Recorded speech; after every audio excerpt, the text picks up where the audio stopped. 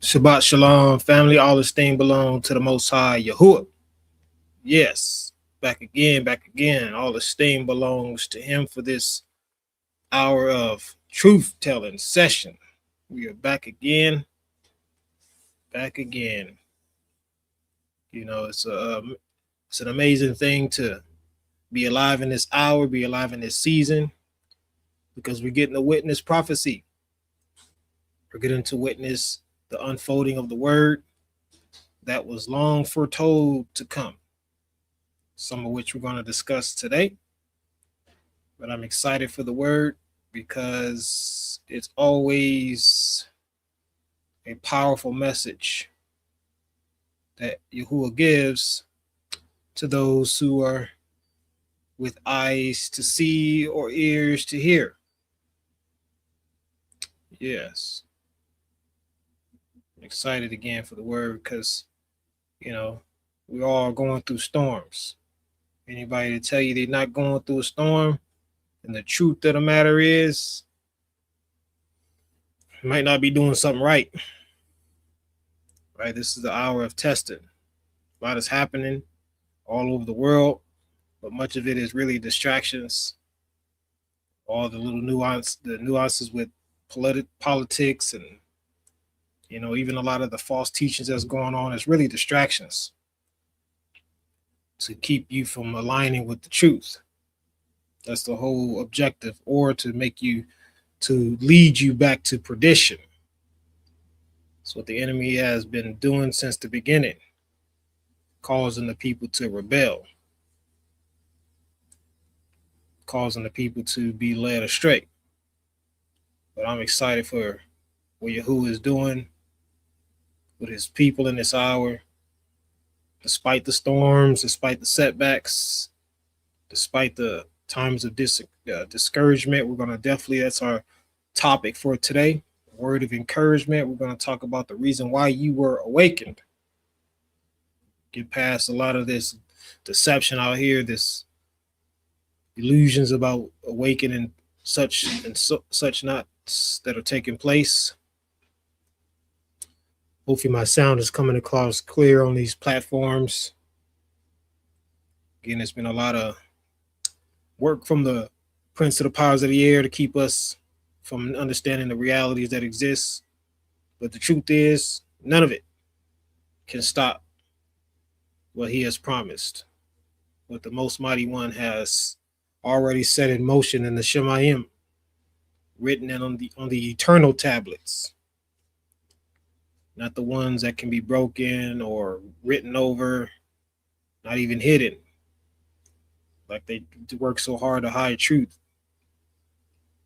We're talking about the information systems that are unchanged and perfected, already done. It's finished. No flaws, no errors, no misunderstandings, period.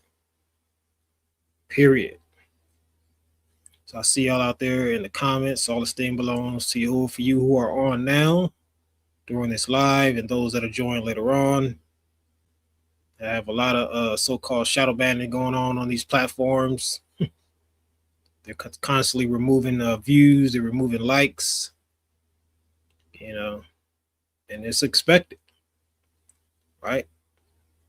It's expected. If you are bearing truth in context, if you are standing fast in the word, if you are unwavering, then yep, you better expect to be hindered, per se, on the systems.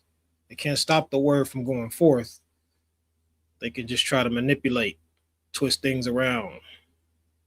Again, the goal is to get you to be discouraged so you can stop. That's all it comes down to.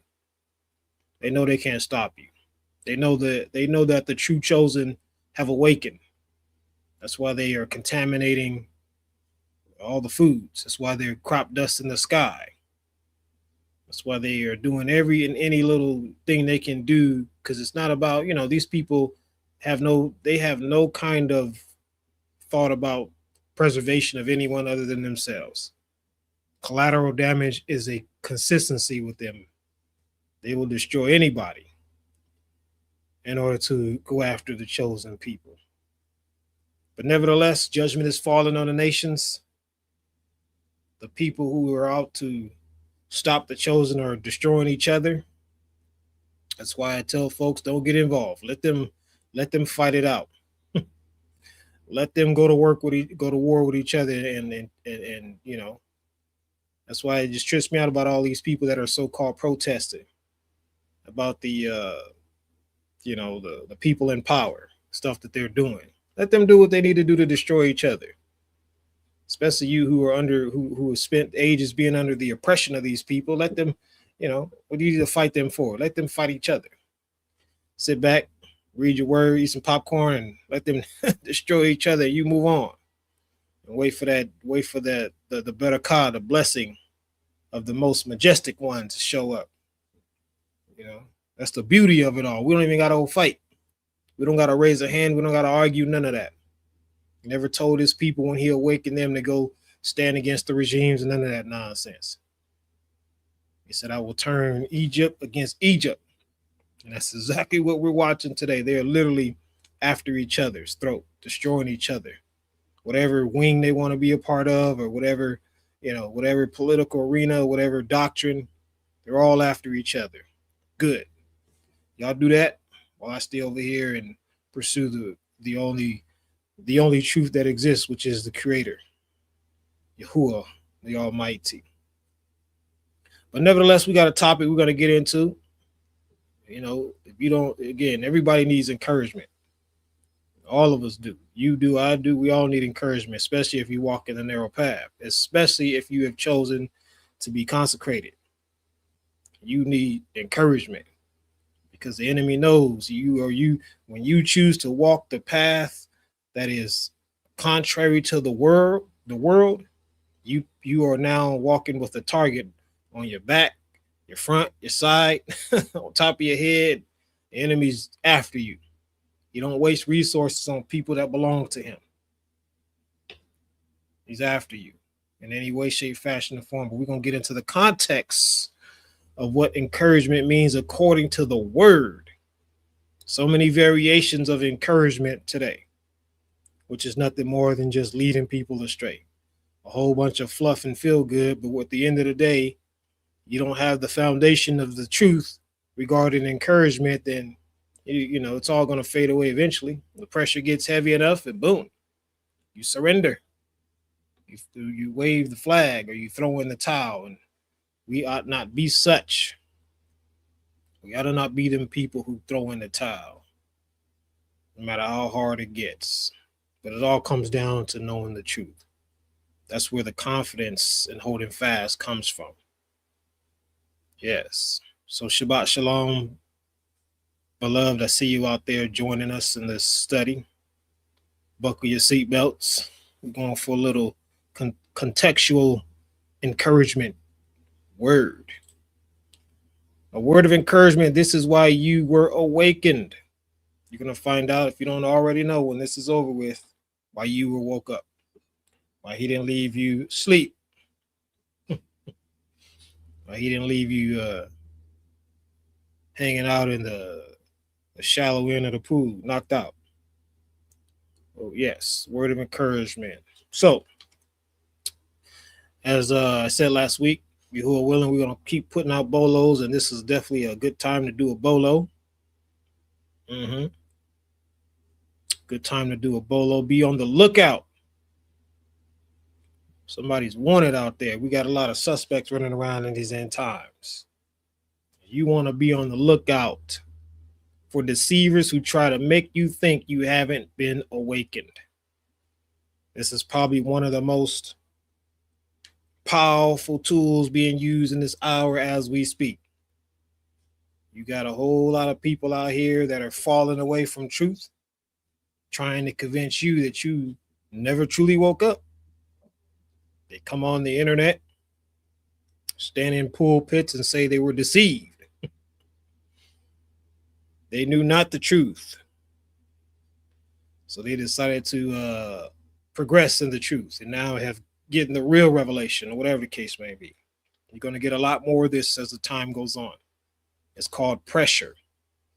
When pressure hits, people start to go where they can assimilate whatever relates to them, not the truth. If you're not built on the foundation of the truth, again, in context, then you're going to get pushed into a place that best matches your thought process, your perspective, your views. That's why it's so important to have your mind renewed and built up on the word alone. Nevertheless, this is the 7th week Kanak or Enoch foretold about. This is the 7th week in a prophetic 10-week vision he received. He warned us about this week that we are currently in and is coming to an end as we speak. Just a recap, if you haven't already, if you've been over this book here, this prophetic word. Week 1, Enoch was born. Judgment and righteousness remain. Okay, this is you go back and read, you get the understanding of this even deeper, but we just want to do a recap so we can get us to the 7th week. Week 2, wickedness and deceit. First in comes Noah saved, law made for sinners. So this is when the flood came. Week 2. Week 3, Abram chosen, his lineage becomes the plant of righteousness. Right? You know, you hear about Shaul or Paul talk about everyone that who believes being the seed of Abraham, and not all children are children of Abraham. You heard Yashayahu or Yahusha talk about how the Pharisees thought that they were or claimed to be children or sons of Abraham. And Yahusha said, no, your father is Hashatan, John 8:44. All right, week 4, righteous visions revealed. Law, Torah, established for generations through Moshe. Okay, so Moshe was the one who presented the Torah, the law, to the people in the wilderness. All right, this was the 4th week. 5th week, House of Dominion was built.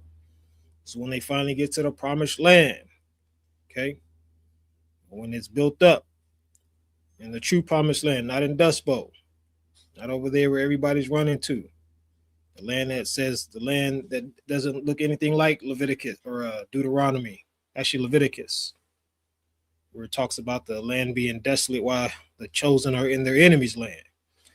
Then we got week 6, people blinded, wisdom forsaken, man ascends, house destroyed, chosen scattered. All right, and this is again coming against the true land of Jerusalem and the scattering of the people to the 4 winds. Deuteronomy 28 and other places in the scriptures talks about this event that took place that already happened. Oops, I'm going backwards. Week 7 is where we're at. And Kanak said, and after that, in the 7th week, will an apostate generation arise, and many will be its deeds, and all its deeds will be apostate. And at its close will be elected, the elect righteousness of the eternal plant of righteousness, to receive 7-fold instruction concerning all his creation. Chapter 93, verses 9 through 14 is where you will find this in the book of Enoch or Kanak. Apostate, need to understand what apostate means. A person who renounces a religion or political belief or principle. Okay, it says the person who renounces. To be apostate means at one point you stood on what applied to, and we're talking about Torah. We're not talking about any church doctrine or religion or group or whatever. We're talking about the word. Simple, as simple as that. And the people had once stood on the word. The scripture says in the 7th week, many will become apostate. And it says all their deeds will be that. They don't say all will become apostate. It said many, right? This is the great falling away that Shaul talked about when he wrote to Timothy. He said, for a time will come when they will not endure sound doctrine, sound teaching. Okay, but according to their own desires, Because they have itching ears, they will heap up for themselves teachers. Timothy 4:3. Okay. I think that's First Timothy. Should be First Timothy 4:3. And the truth tells us very plainly, it says, according to their own desires. What will they not endure? Sound teaching. What is sound teaching? It is plain word. It is not deep, over the head, can't grasp truth. It's plain, sound truth, sound doctrine. It's not talking about deep, revelatory, prophetic words. You have to understand that. The Shaul said that they will not endure the basics of doctrine. The basics of teaching is sound. It doesn't go up and down. It doesn't waver. They will not endure that. But they will heap up for themselves subscriptions on the internet, camp locations, buildings they can go to and test out and try to see if it fits their flavor. They will heap up. They will gather up. They will put together all these groups, people, so-called teachers, ministers, elders, and whatnot, in order to hear what scratches their ear. These are the ministers who are trying to get you to question if you truly woke up. How do they get you to question if you truly woke up? One of the big things today is people actually follow other people. And a lot of it comes behind the misunderstanding what Paul said when he said that I baptized some, and I'm glad I didn't baptize these folks, and some follow Apollo and whatnot. When Yahuwah gives the increase, they're taking the scripture out of context to believe that, again, put your application in at iwannabeawatchman.com and boom, you now have access to go out and lead people. And people take it upon themselves to go look for a leader. And now that leader they have found, or leaders, because most, again, they're falling away for multiple teachers. But that those leaders have now coming to say, well, you know what? I just don't believe that anymore. I thought I was awakened, and now I come to realize I really wasn't. So now we're going to start the Great Awakening ministry, or I have a deeper revelation of who Yahuwah is, and this is what the Greeks said, and such and such and such. And whatever turn these so-called teachers make, you're in the back seat riding with them. They're led astray, and you have no choice but to follow them, because, again, you're following them and not what that Shaul said, sound teachings. Okay? Somebody told me, and they've been hearing this a lot, especially since awakening to the truth, that they don't like my interpretation. Nobody from Yahuwah has ever said that. That has never been a word. That has never been an indication of truth. That has never been anything. People who say that have never spoken to Yahuwah. They have nothing to do with the Almighty. They listen to Hashatan, because there was no interpretation of the word that was given from Abba Yahuwah except by way of his breath, period.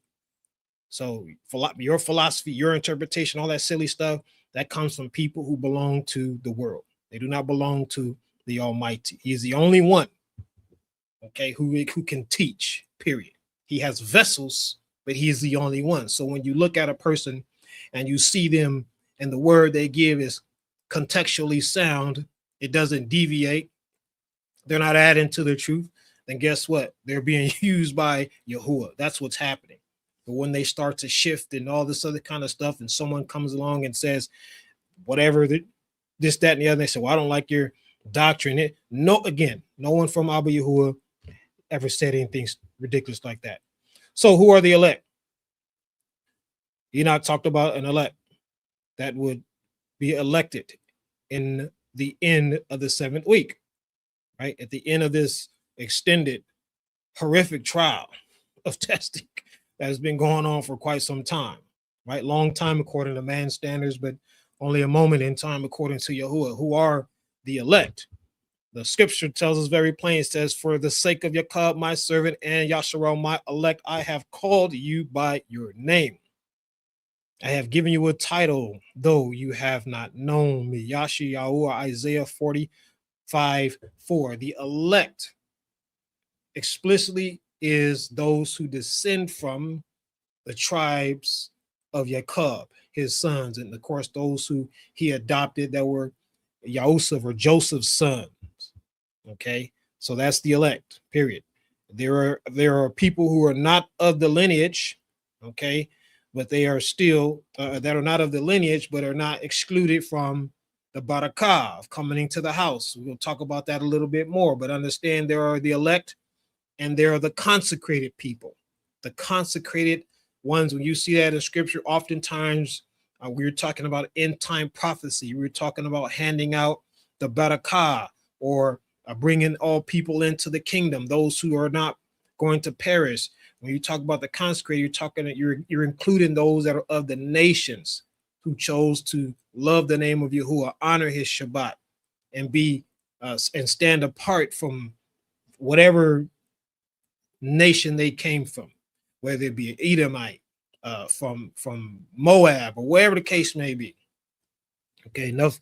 We've covered that enough. We'll talk a little bit about that in a little more detail as we move on. But Canuck was not talking about the elect as a whole, but the righteous among them. That's why he says the elect righteous of the eternal plant righteousness. Okay, in chapter 91 to 94, you can get all 10 of those weeks.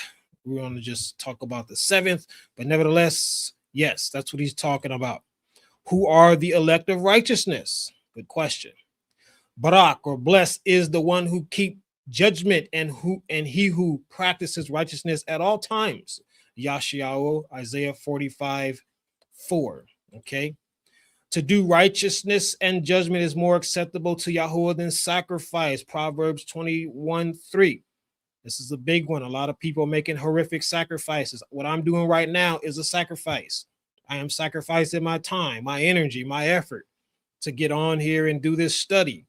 This is what sacrifice, not simply mean giving your money or giving your, food or whatever. Sacrifice is when you give up something that you have to do something in order to accomplish something. Okay. And he wants your righteousness, which means you walk according to truth, and the judgment thereof, right? Judgment. One of the judgments people can't stand today is saying the quiet things out loud. They especially don't like what happens when it's done on this side of the ministry, of the group, of the assembly.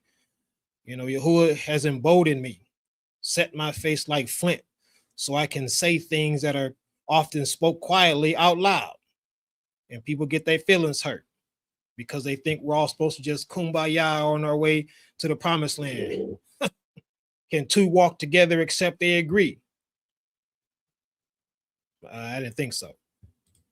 Little children, let no one deceive you, for he who practices righteousness is righteous just as he is righteous. First Yahuwah in John 3:7. The church will tell you there's nobody righteous. You're this and that and that. Right? Especially if you go around openly rebuking people. You start openly rebuking folks. Oh, who are you? You must be one of the prophets. You must be a descendant from King David. Who can you? Yeah, you get a lot of that nonsense. But nevertheless, the truth is very plainly, and this is all throughout the word, let no one fool you. Okay, people think they know how to practice righteous. What defines righteousness? Me, the church. It's the word. Right? Only Yahuwah can define what is right, because he alone is truly right. And it is being in him through obedience to his word that makes us righteous by practicing it. We know King David was a man after his heart, the only one identified in the text according to such. But King David committed a horrific crime. But what did he do after that? He went and returned. He petitioned. He didn't walk around no pity party making no excuses for what he did. Why did Yahuwah refer to them as little children? Why did he call them little children? Was he trying to be, was he like, big time sent one, big time apostle? Thought he was bigger than them, so he can call them little children? The sent one was speaking to a people who had just become reborn to deliverance. And that deliverance is Yahusha, which means Yahuwah saves. Yes. And they were just coming into the waves, right? Today they say it's today people have said they just have awakened, right? That's become a big thing. Now it's really becoming cliche. And the understanding thereof is so far from what actually awakening really is. And we'll again talk about that as we move on. But nevertheless, he called them little children because they were young to the truth. They started with milk and were raised up, or were being raised up for meat. Okay, they were being raised up to consume more than just milk, the meatier matters of the word. Okay. However, Shaul addressed some. I fed you with milk and not with solid food, for until now you were not able to receive it, and even now you are still not able. 1 Corinthians 3:12 or 3:2. Yeah, Shaul was having some issues with some folks. He gave them the simplicity of the sound doctrine, the low end of it, the basics, the foundation of it. However, at the point where they should be ready to consume meat, they were not ready to consume meat. Right? Remember, I just said a second ago how people get behind the so-called teacher, and when the teacher's driving, they make a left, they're going left. They make a right, they're going right. And all the reality is they're so focused on the teacher that the teacher been off the narrow path or never was on it. Yeah, Shaul understood because the Ruach of Yahuwah was leading him to look at these people and say, why are you still milking it when this is time for you to have meat? What is the milk and the meat? The milk and the meat is not, understand, it is not history. Yeah, a lot of us get in here and we talk about this assembly, this group, we talk about the history of the diaspora and different things that happen, the twisting of church and all these things, but that's not the meat, nor it is the milk. It's not theology, okay? It's not the study of different religious beliefs, churchianity, or any form of that, Catholicism, Methodist, Pentecostal, or whatever, Kojic, any of that. That's not milk, nor is it meat. It's not your doctrine, not your belief system. It's not politics, okay? It is not lies exposed, which is huge today, right? This is a juicy juice. People love to hear the next big, oh, just exposing the lie, and to hear the, oh, no, that's not what the milk or meat is. It's not philosophical views, Greek thought process, Roman spinoffs, okay? And it is certainly not your personal interpretation. It is neither. It is none of that. None of these or any ones you can think of are milk or meat. The truth is, as newborn babes, Kepha Peter said, desire the pure milk of the word, that you may grow by it. First Kepha Peter 2:2, chapter 2, verse 2. Hard truth right here. It's so simple, but it's extremely hard because it requires some work. Yes, it requires discipline. It requires consistency. That, again, we're in the microwave age. People want instant muscles. They want instant weight loss. They want instant degrees, instant prophetic revelation. They want everything so fast. They don't want to do the work. But he used the analogy of newborn babies, newborn because you need to grow.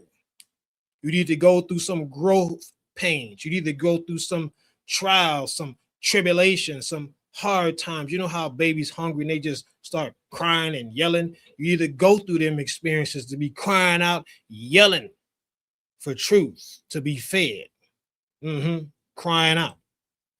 If you do not desire the pure milk of the word, anything sweet and salty will become your appetite. I'm going to read that again. If you do not desire the pure milk of the word, anything sweet and salty will become your appetite. That's why people taking off running. Pew, next teacher. Pew, right? Be real with yourself. You probably getting ready to go listen to somebody else after this if you follow all the way through. Power on. But nevertheless, again, if you are consuming that which you're not ready for at a young age in the way, at a young age in your awakening, and it is filled with so-called truth, you know, the sweet, salty truths, that is your appetite. That is what you're going to be after, period. And as soon as, listen, as soon as you don't get that salty, sweet thing, you throw a fit. I know what I'm talking about. I got a whole bunch of kids, and they all got to try something sweet and salty before their time. And they lit up like a firecracker. And they didn't want nothing else after that. Okay? They didn't want anything else after that. They wanted that sugar. They wanted that chicken. They wanted that, that tastes a whole lot better than what's in that jar.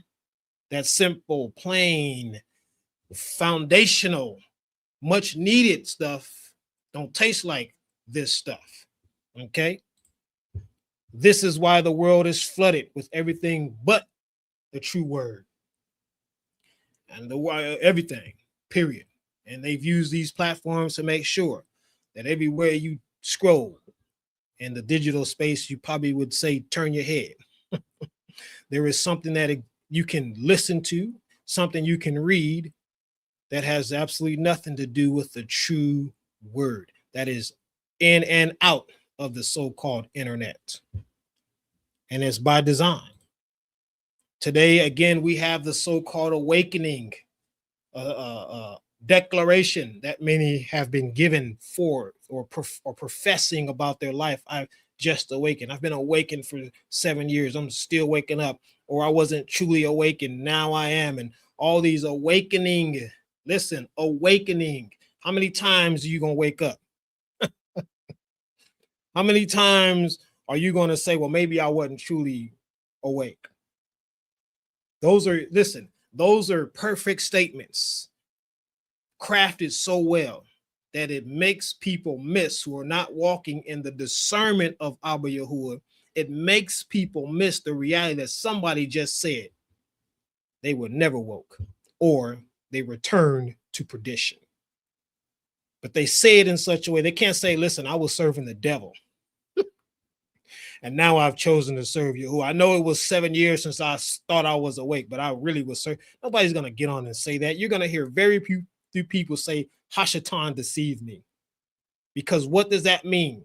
It means you bold on the inside and the breath of Yahuwah is leading that boldness. So you're coming out. I was wrong. Right? It's easy to say, oh, I was a church goer and this is why I no longer do church, because there's so many people doing that now. You know, it's a trend. The awakening statement is the new trend now. Before it was the church trend.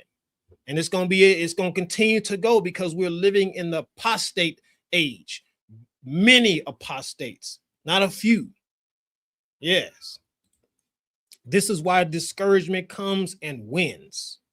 Yes. This is why if you feel discouragement beat you up and got a victory over you, this is why. And now that has nothing to do with your financial situation.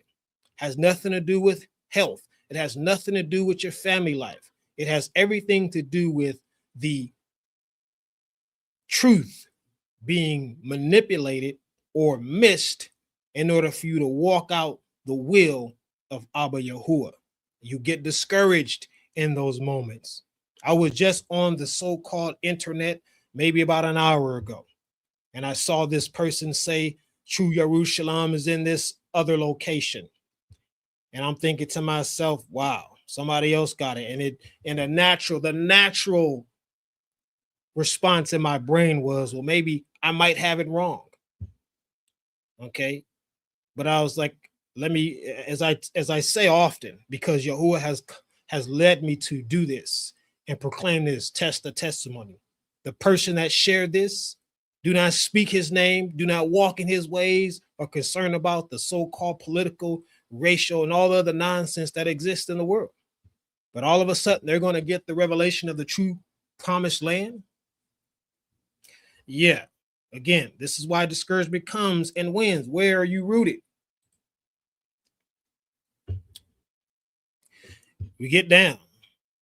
I'm no stranger to discouragement. Don't get it twisted. I've been in plenty of situations where I've been discouraged, lost my home and everything I had in it, facing 25 years in prison, people trying to fire me for nothing, for things I didn't do.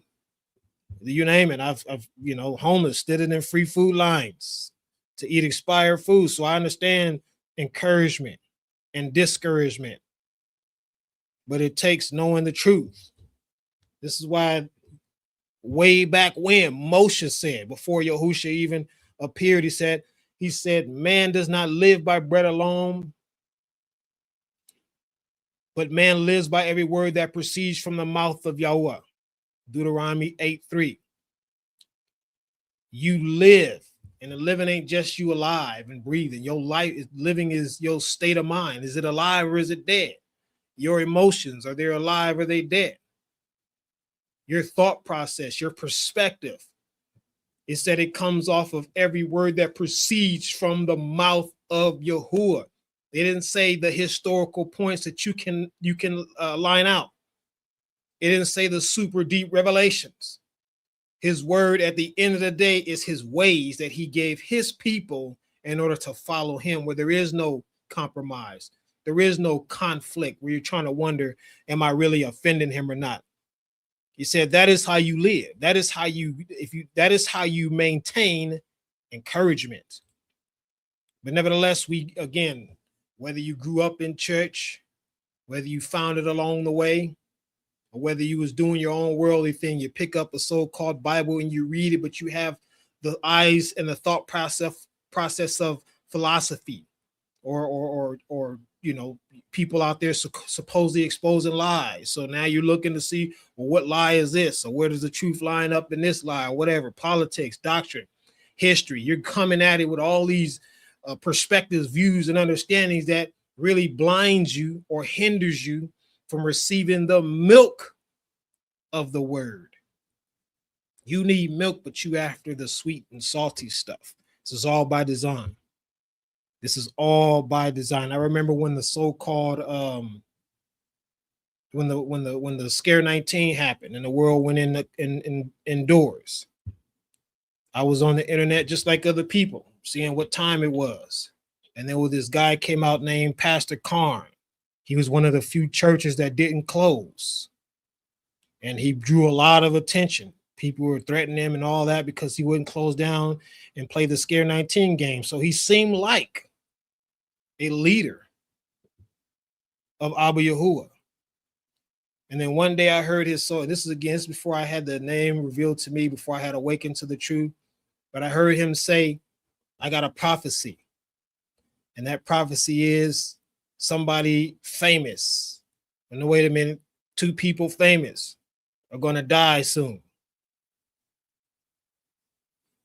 That's not no darn prophecy. But it's catchy, right? Because who's that famous person? Is it my favorite actor? Is it my favorite clothing designer? Is it the person that's I've been watching for 20 years playing sports? Them are the thought process that come through your mind when you hear these so-called truth tellers bring out their version of a prophecy. And that's the same perspective many of us have been conditioned to, or have came along to understand when we look in the word. We're looking through these false lenses and our vision isn't clear. And thus we are led astray. And we become discouraged because things happen in life that are inevitable. We don't have shalom in the storm because we were never built up in what we needed in the word, in context. We become hit with trials and tribulations. And just like that, boom, we forget that all things work together for the good of them who love Abba Yahuwah and those who are called according to his purpose, not your purpose, not the so-called teacher's purpose, not your jobs or your family members, your auntie, your mama, anybody, your spouse's purpose, but his purpose. He will make everything good or bad turn around for his esteem. but we don't have the meat of that understanding. So what do? Boom, we hit, and now we holler and we don't get no answer. This is why King David said, my soul melts from heaviness. Strengthen me according to your word. Tehillim, Psalms 119:28. He said, according to what? Philosophy. Oh, I hope the preacher have a word for me today. What? I hope that I need a revelation. I need a fresh word from heaven. All this silly nonsense we were conditioned to come to understand. There's nothing wrong with having truth tellers out there, watchmen. Yahuwah has established watchmen. He hasn't gotten rid of the tribe of Levi. He has put watchmen up, and they will be here and continue to be here. The scripture says that the watchmen will see the coming of Yahusha and the return. So there's nothing wrong with watchmen. But if your eyes are stuck on the watchman, you about to trip, fall, hit your face, and ain't no watchman gonna be able to pick you up, because your eyes need to be in the word. You need to be strengthened according to the word. Discouragement comes in many forms, but obedience to the simple truth of the word is the only defense against them all. Period. Period. If you're not obeying the truth, the simplest things, again, we live in an age of the great falling away. You can't make people fall away off of simplicity, meaning they have simplicity, right? A baby has no clue how a nice piece of fried chicken tastes until they get it. They're eating that, whatever it is, carrots or spinach or whatever. Of course, it may not trigger their taste buds like they would like a chicken bone would, but they have no clue. They can't expect or want for something they don't even know exists. That's why they come in with these powerful messages of so-called revelation. And now you bite on it. Pew, you gone. And now you hit, the storm comes, and what happens to you? You are defenseless because you don't have the simple truth of the word to stand your ground. Great Shalum have those who love your Torah, and nothing causes them to stumble. Do you believe that or not? Tehillim, Psalms 119:165. Do you believe that or not? That's the question at the end of the day. If you don't believe it, then guess what? You're never going to receive it. You have to have the locked into your brain that I need the way of Abba Yahuwah. And when I have it, I know it's not going to cause me to stumble. Doesn't mean you're not going to get hit with something unexpected. Does it mean a storm is not going to come? Does not mean you're not going to have conflict and trials and tribulations. What it means is when you are hit, when the fire starts to burn 7 times hotter, when the storm rages and tosses you to and fro, you are still rooted on the foundation. One of the analogies that I like to use is when I was in federal law enforcement. I was a member of special operations.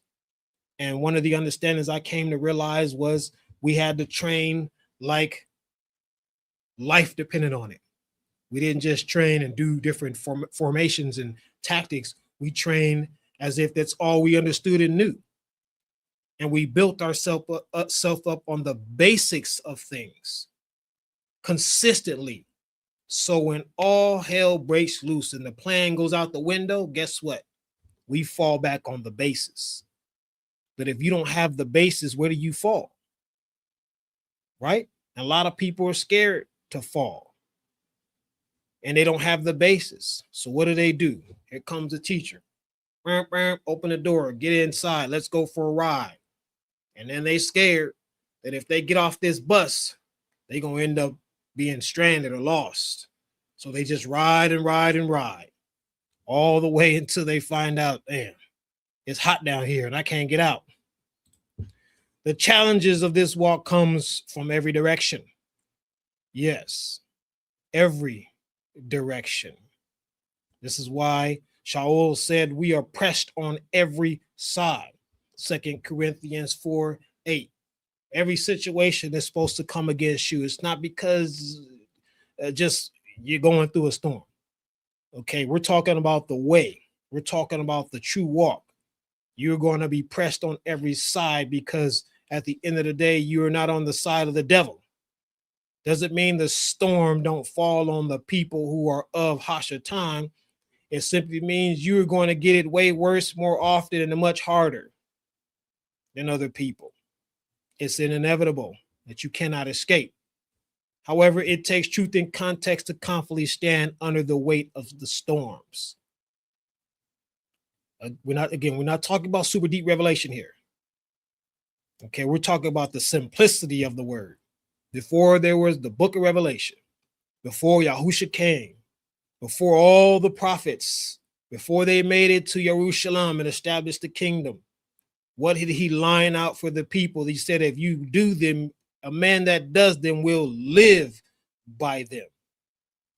Yes, you need that contextual truth in order to stand up with the weight of the storm. You don't need, okay, so when is the exact time he's going to come and or the exodus is going to happen and how is he going to pull us out? That's not what you need in order to fight against discouragement.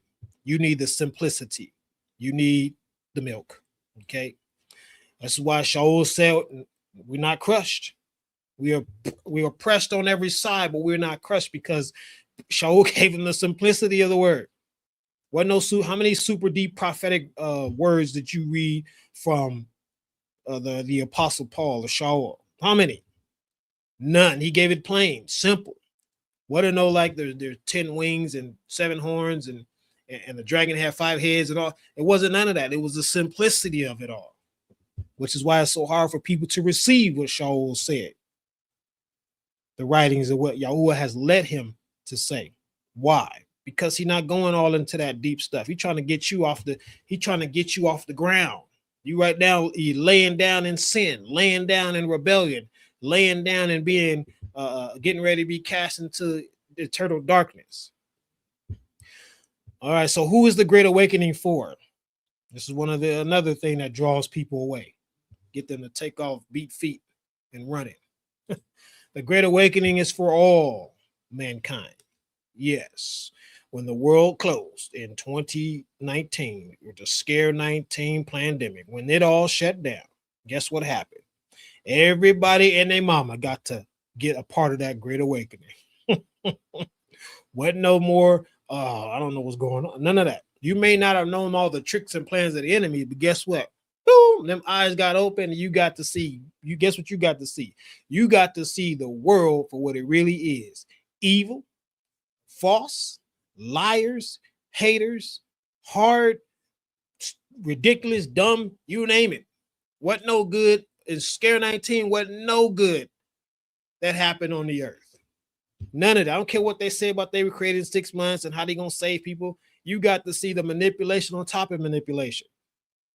I remember telling some people when I was listening to the conferences when all this stuff was blowing up happening. And I can hear the lingo. I understood the lingo because of my military experience and my federal law enforcement experience. I can understand the lingo. And I knew by the way they communicated their messages, none of this stuff was true.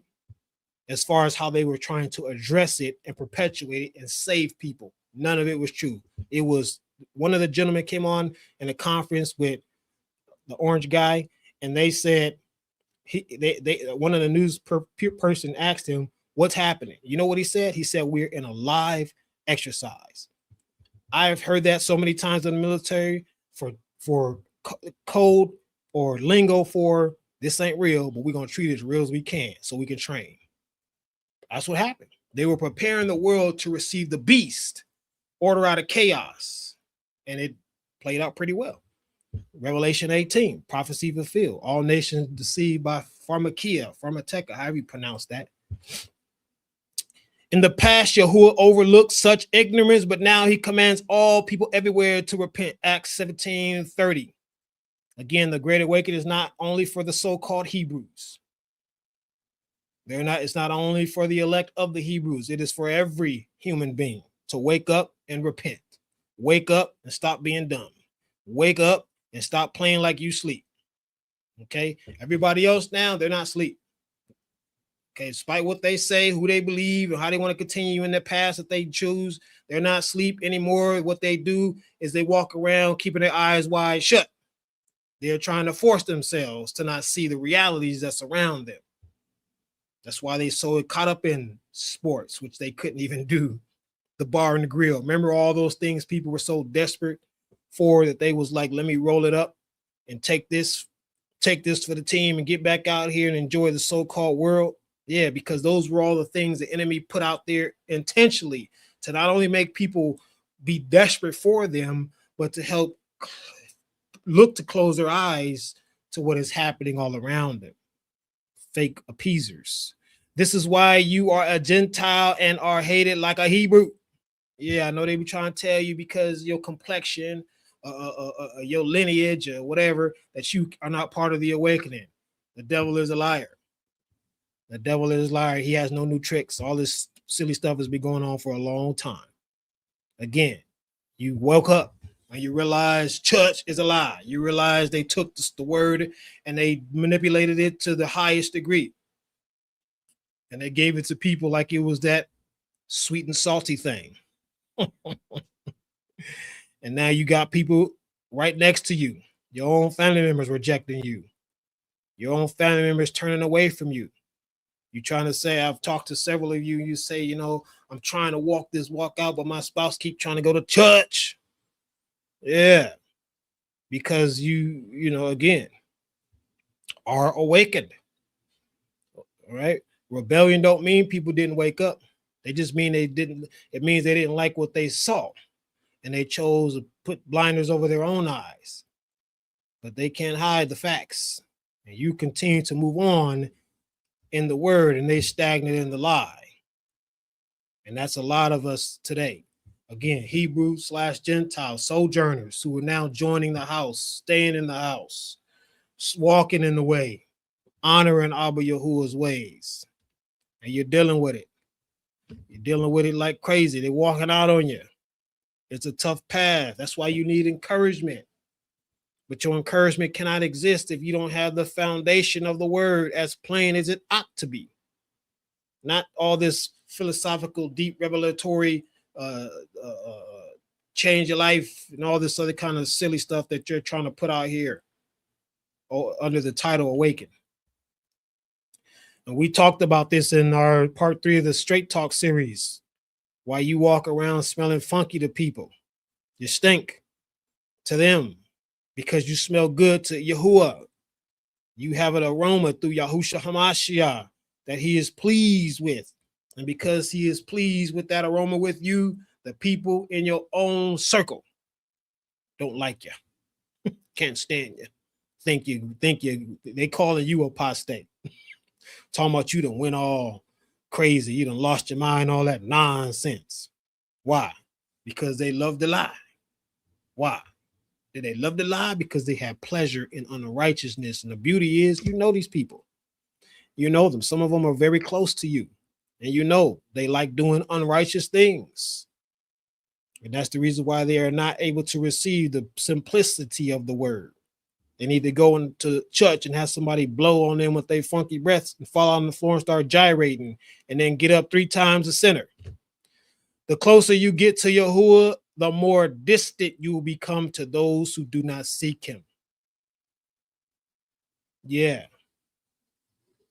The closer you get to Abba Yahuwah, Baba, Father Yahuwah, the closer you get to him, guess what?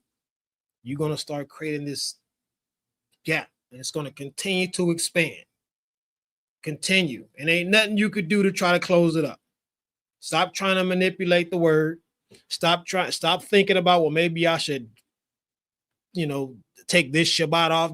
Don't do none of that, because you're not going to change them one way or the other. The only thing you're going to do is turn back, remove your hand from the plow, and guess what? You are no longer worthy of him. You have returned to perdition. If they don't want to get right, you got to just say, hey, Yahuwah will be done. That's why he said that the taught one said, teach us how to palau, how to petition. He said, his will be done on earth as it is in the Shemayim. Why? Because that's all that matters. Not what you want, not what they want you to want, but what he wants for you. So let that be the end of this. Let that be the beginning, middle, and the end of the story.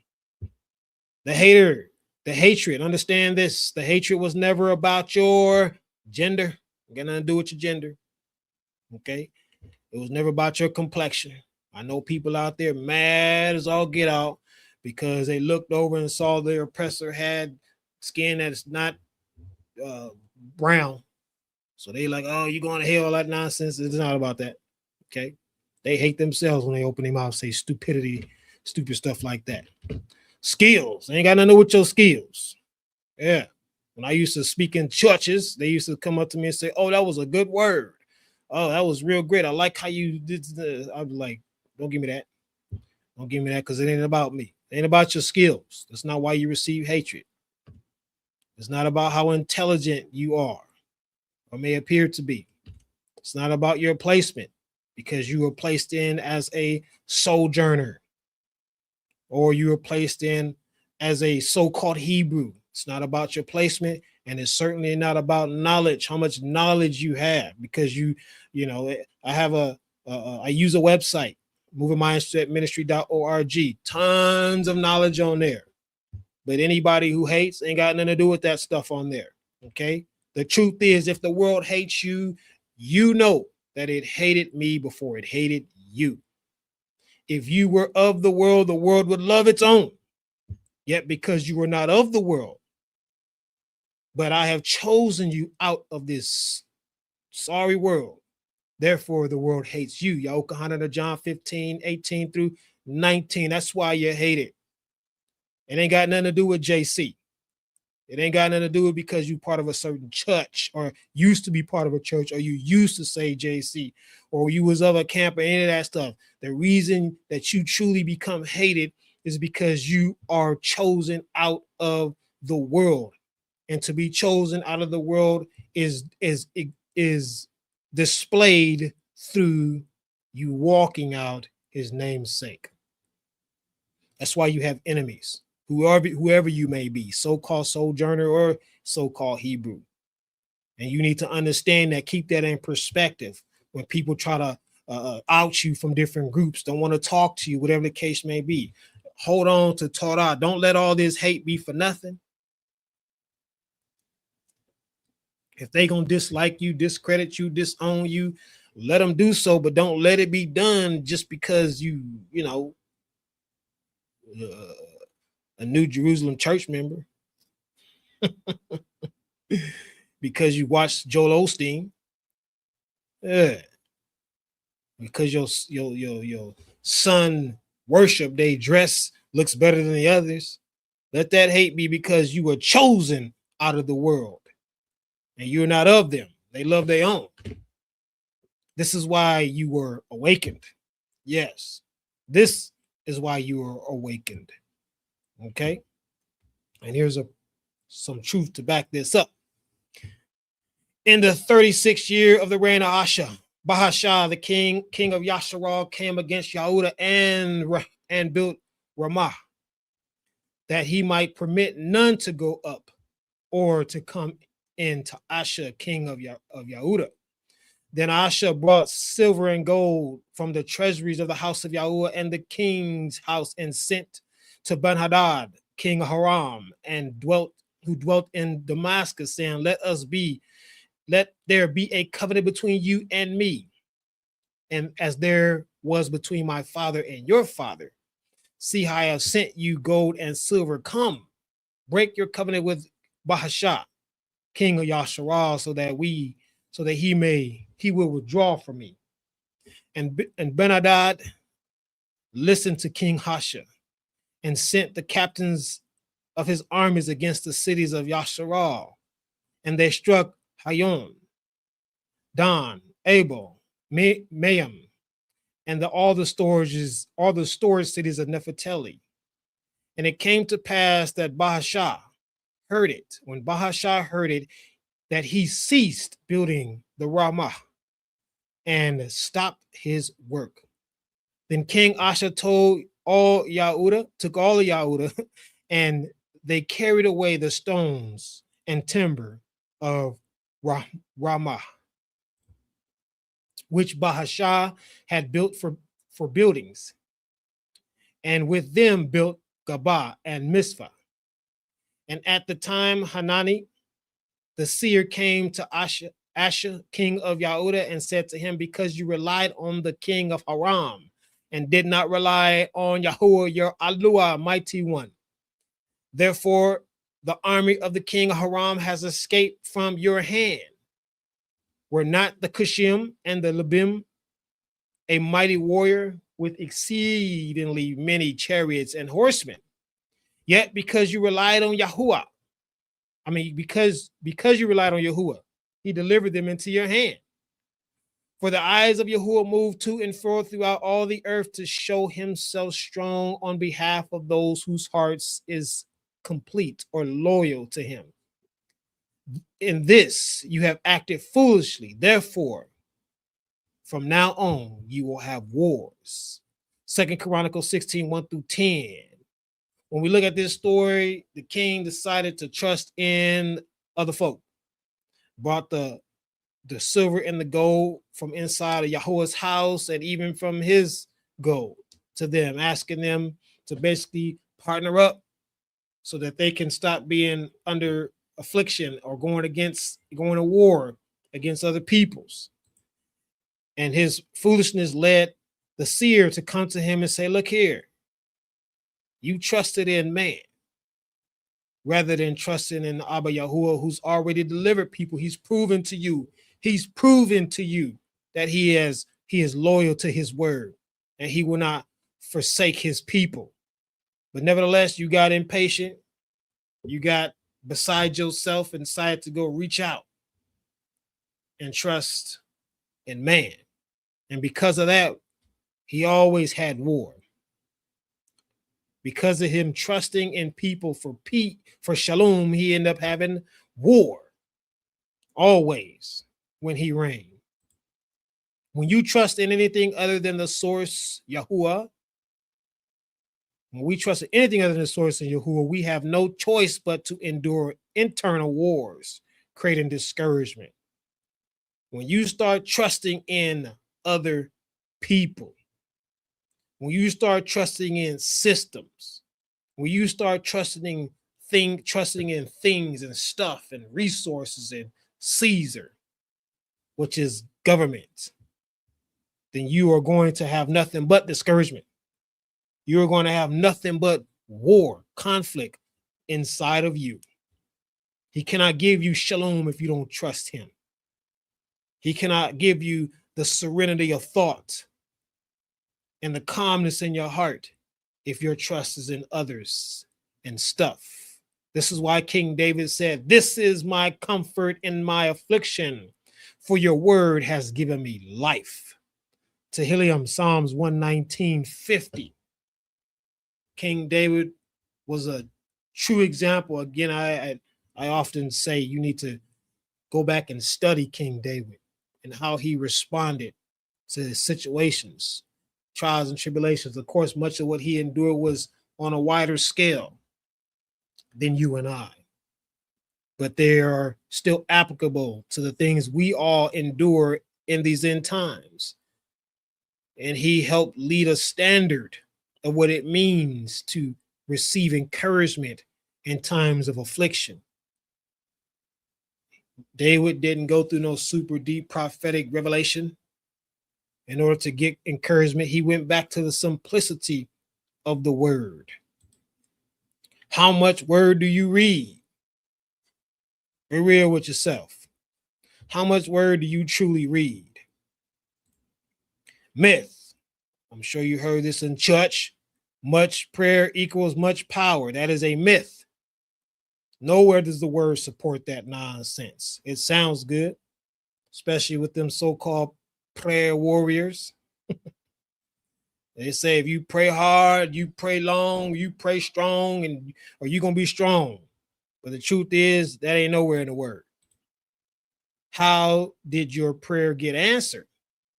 In your disobedience. If you ask yourself that, especially you who have coming out of the church, you've rejected the name JC, but you have testimonies of your palau being answered, your petition being answered when you were not walking in the way, when you were not Torah keepers. The truth is plain. Here it is. Therefore, say to the house of Yasharel, thus says Yahuwah, I don't do this for your sake, O house of Yasharel, but for my consecrated name's sake, which you have profaned among the nations where you went. Yahaskal, Ezekiel 36:22. Yes, the house of Yasharal did a number on the name of Abba Yahuwah in the land and out of the land, scattered, and still to this day, you got a whole bunch of Yasharal out there doing Black History Month, looking real redunculous, okay? Claiming to be kings and queens, serving someone else's holiday they gave them.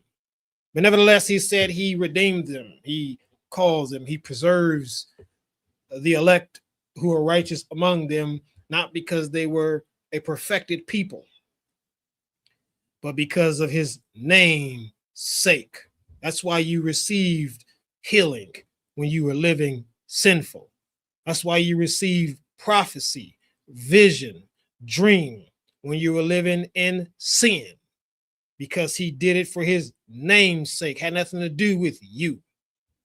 It sure had nothing to do with JC and any of the other names they taught you. A perfect example here is when I was a little young kid. I can't remember the age off top, but I put it in the book that I wrote, my testimony. I was I think about 4 or 5 years old, and I developed this condition, mysterious condition. Don't know what it is to this very day, but I was dying. I was dying. My mom took me to the hospital, and the doctors didn't know what to do. My fever continued to rise. They put me in a cooling bath, and the water turned warm. And they tried everything, ran tests and whatnot. I couldn't open my eyes. I couldn't move my legs. The white part of my eye was bloodshot red. I couldn't walk. I had spots on my body that was the size of quarters from head to toe. And the doctor said, I'll be back. He didn't come back. He literally went home. My mom went out looking for him, asking the nurse, and she said, sorry, ma'am, the doctor went home. Left me there to die. Didn't even give no notice. My mom said she had a vision of me being in a casket. Me being in a casket, picking out a suit, a black suit for me. And she said, no, that's not going to happen. So she called a friend of hers and asked for petition. Of course, it was called prayer back then because we were not awakened to the names of the truth. We were not Torah keepers, though we were at church quite often. A whole lot more than I wanted to as a kid, but we were there. And she told her on the phone, she said, listen, I'm going to pray for you, but you got to believe for yourself. You have to believe for yourself. Was I brought back, restored, and here today because of my mom was perfected in righteousness, or she said JC, or we had the right church or doctrine? No. He did it for his name's sake, so that I can be here today to tell you to hell with this world. Get it together. So I can have a testimony to show you that he going to do what he need to do. He going to love on who he want to love on and restore who he want to restore and preserve however he do it, because he is sovereign. He's not your puppet dictator creator. He does what he want to do. And if you don't get on his team, then you already lost. You just buying time you can't afford to spend. You can't even afford the cost. But I was brought forth, and it wasn't because of no name. If it was because of JC, then I would have never had the dream. Bound by a demon. Thought I was never going to wake up, and this was the end of my life. And I tried to call the same name my mom believed I grew up in. And the Malak said, the messenger said, don't call him JC. His name is Yahusha. So it wasn't about no name. It was about preservation for testimony and purpose for his name's sake. Same thing we saw at Mizraim, and Yahuwah said, I have surely seen the affliction of my people who are in Mizraim, Egypt, and what? Have heard their cry. He was listening to rebellious people because of their slave masters. I know they put taskmasters in there because they make it smoother for you to read it. For I know their sorrows. Exodus 3:7. How did he hear them and know their sorrows? When they were living pagan lives. They were mixed among pagan nations. They were forced to do things or live ways that were inconsistent with his ways. Yeah, the reason why is because of his name's sake. He made a promise to his people. And despite how bad they act, despite how rebellious they've been, he gonna keep his promise. Yeah, he gonna purge a whole lot. The righteousness is gonna be overflowing with judgment. But nevertheless, he has a promise to keep and a name to uphold. And that's why he heard, even in my situation, and some of y'all out there, y'all situation, when you were living according to ways that are inconsistent, you didn't even know his name. You should have been destroyed. You should have been left locked up. You should be on your deathbed. But he still got you. Your mind is still there. You have a heart to want to do right. You ought to be following that heart and doing right. But he heard and he responded. That's how your Palau got answered, even when you said JC. However, again, in the past, Yahuwah overlooked such ignorance. But now he commands all people everywhere to turn, repent, stop doing stuff you're going to perish for. And that applies again to the Hebrew, so-called Hebrew, and the sojourner.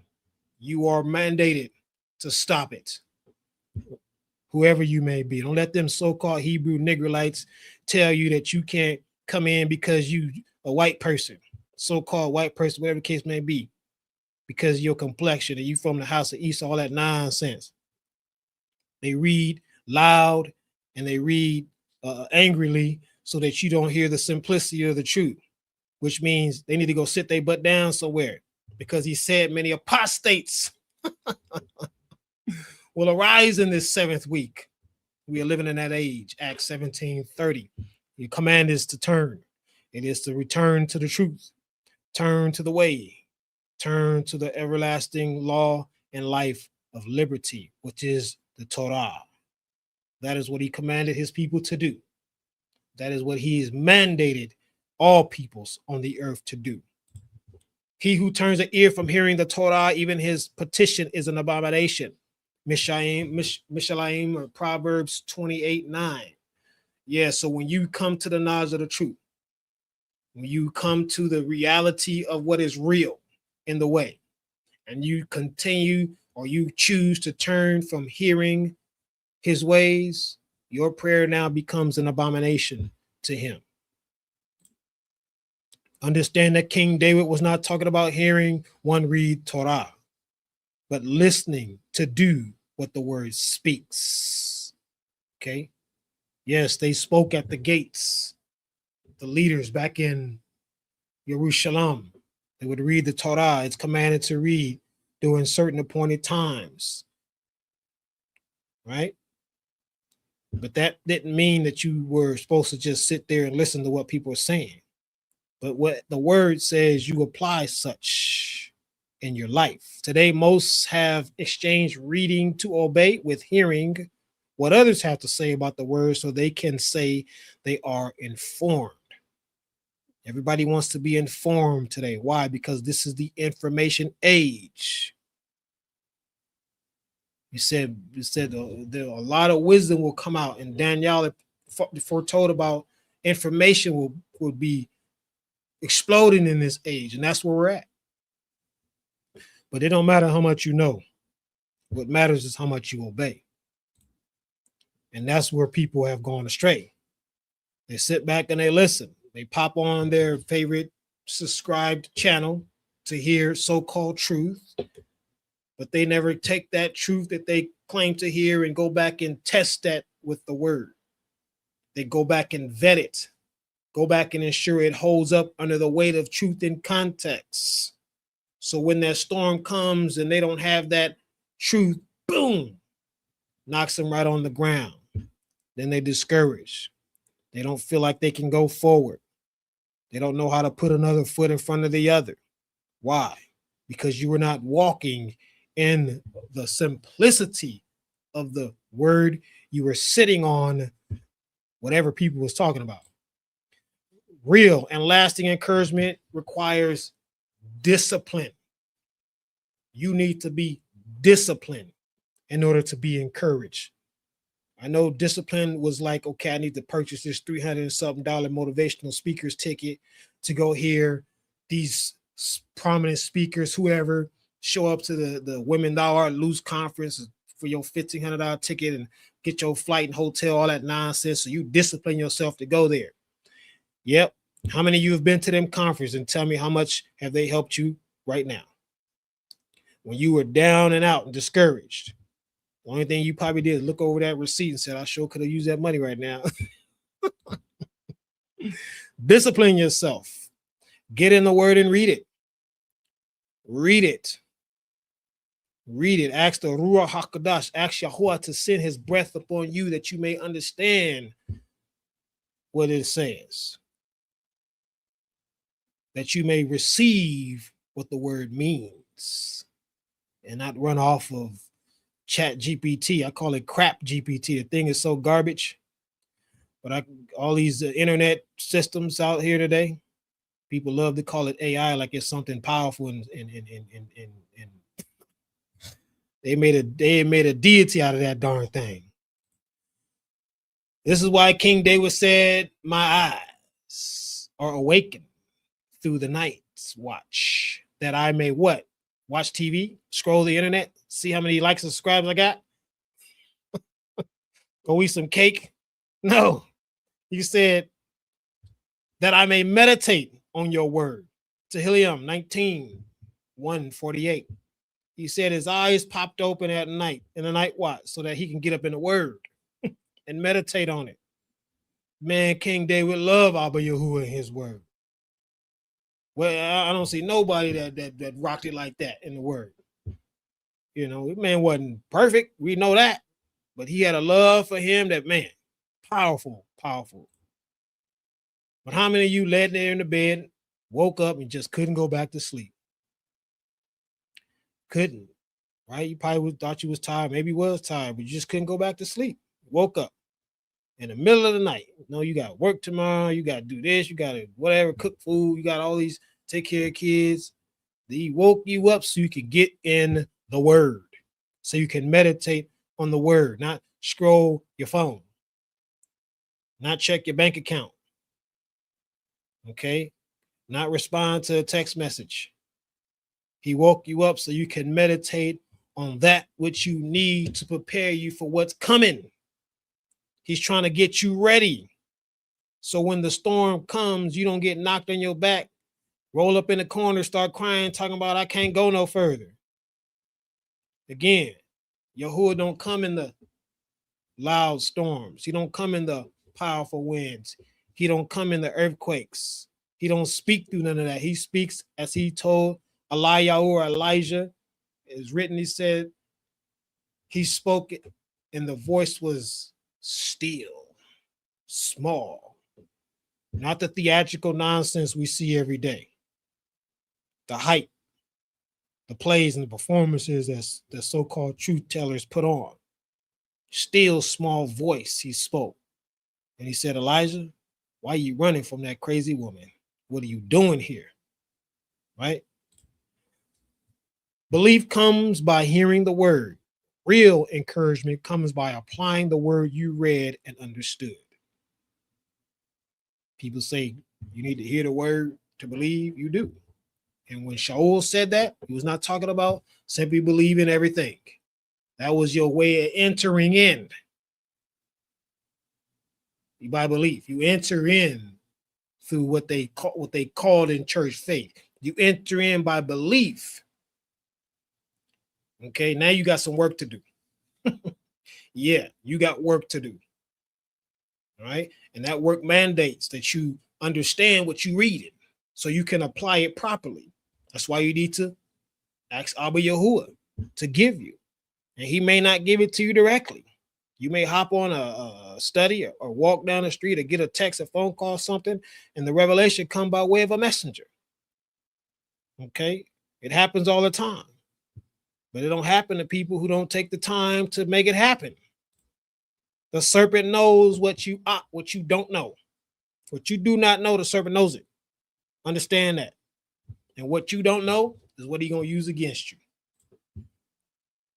Unlike Eve, the Chawa, the scripture says the serpent was more subtle than any beast of the field which Yahuwah had made. And he said to the woman, did Yahuwah truly say, you will not eat from every tree of the garden? Genesis 1:3. Eve knew. Chawa knew that she was not supposed to eat from that tree. That's why she opened up her mouth and said, yeah, he said it. That's exactly what he said. Okay. Now, what the enemy be asking you that you don't know the answer to? But see, again, we live in microwave age. We live in instant revelation age. So immediately when the enemy asks us a question, we are doing one or two things. Responding just like that. No palau, no fasting for the answer. We just give the answer just like that. Or we go, oh, that's the answer. Thanks, ChatGPT. Right? And then we respond to the enemy with the wrong answer. It doesn't apply to the context of the word. And now we become big-headed, thinking we're somebody and something bigger than what we ought to be. Thinking we're wiser than we really are. And then here comes the storm. The very storm hits you. It was the very truth you were supposed to petition and fast for, and you did not. And so he took you through the whirlwind and left you all in the corner crying, talking about, come save me. He did. He had the salvation for you. That salvation was get on your knees, petition, and palau, or fast for the answer. Petitioning and palauing requires discipline. With all the mess going on in the world today, you got to be disciplined, period.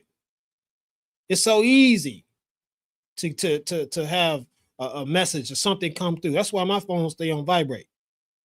Yeah. And I don't carry it with me like that. It's not actually vibrates on silent. So silent, so it don't vibrate. I don't want that thing rattling near me. But I put it on silent because I want to answer when I'm ready to answer.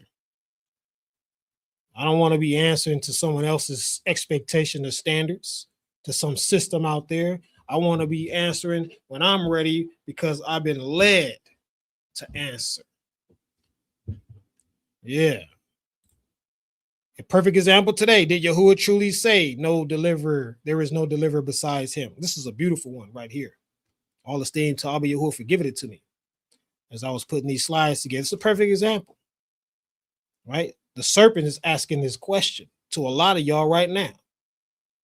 Did he really say he is the only deliverer on the earth? And the Shemayim.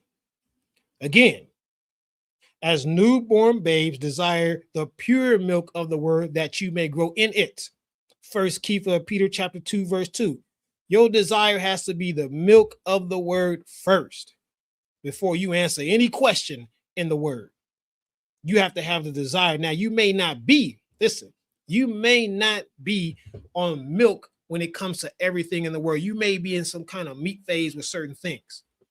But your desire has to always be the milk of the word. The simplicity of the word has to be.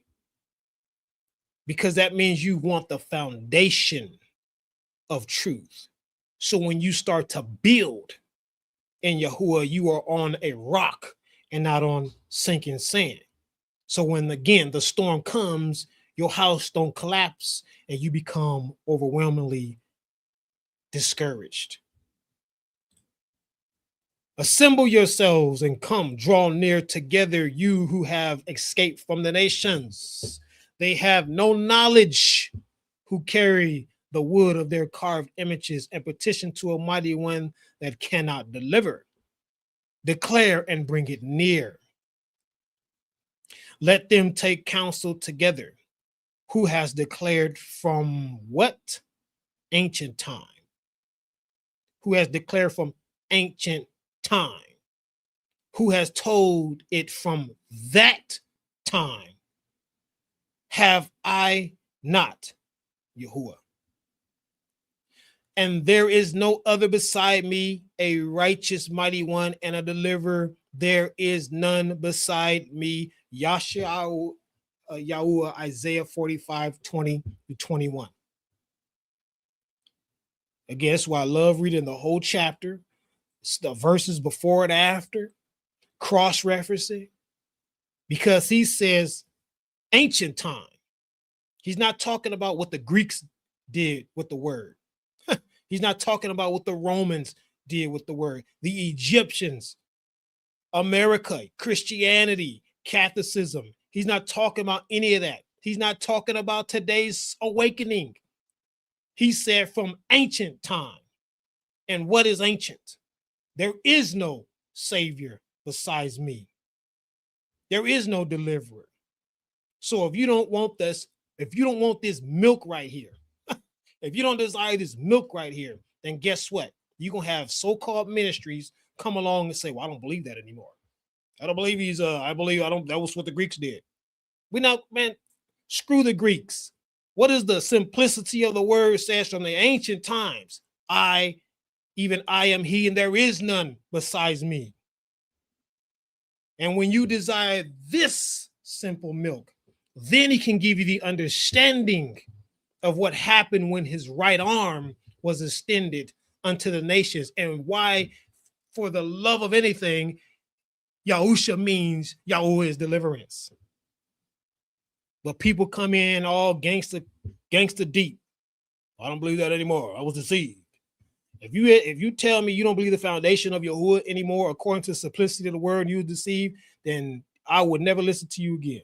And I'm talking about these so-called leaders out here. Some of other people, again, those who are not leaders are trying to grow and learn. Yeah, we learning and we stumbling on the way because of all the things that has happened to us in the process of it all. But if a leader comes out, a so-called leader, a so-called teacher comes out, no testimony, no evidence of being awakened, and they come out and they tell you that they were deceived about the foundation of Yahuwah, they no longer believe that. After they done took people on 1,600 trips, you need to get off that darn boat, get off that bus, and go somewhere else. And that else needs to be Yahuwah and Yahuwah alone. Abba Yahuwah, lead me. Abba Yahuwah, guide me. Send your breath to me. Instead of all these running behind these people. I just try, whatever I say, test it. Period. Man is fallible. Man is, don't take my word for it. Take the word for it. If anybody lacks wisdom, ask Abba Yahuwah, and he will lead you, if needs be, to a malak for confirmation, revelation, or whatever the word may need to be, so that you can continue your journey on the narrow path and be encouraged along the way. Nobody should be walking around talking about they following Yahuwah, but they are distraught and destroyed on the inside. They have no shalom. They can't find no serenity. That doesn't make any sense. The Prince of Peace, you following him, but you have none? Or the Prince of Shalom, I hate saying peace because that's pagan, but the Prince of Shalom, and you don't have it, but you follow him. Something's not right. And that not right means you need to get the desire in you for the milk of the word first and foremost, and throughout the entirety of your journey. You need to become a student, and you need to remain a student no matter how much so-called truth you have received. You need to remain a student. Be willing. As I used to tell the kids that I coach, I said, if you're not coachable, you will never grow. Yeah, The questions Yahuwah enables me to answer today comes from hours of being a willing babe or student of the word. Willing student of the word, not a student of another so-called teacher, not a student of a minister, an elder, anybody else, a student of the word. And who is the word? Yahuwah. He is the way, the truth, and the life.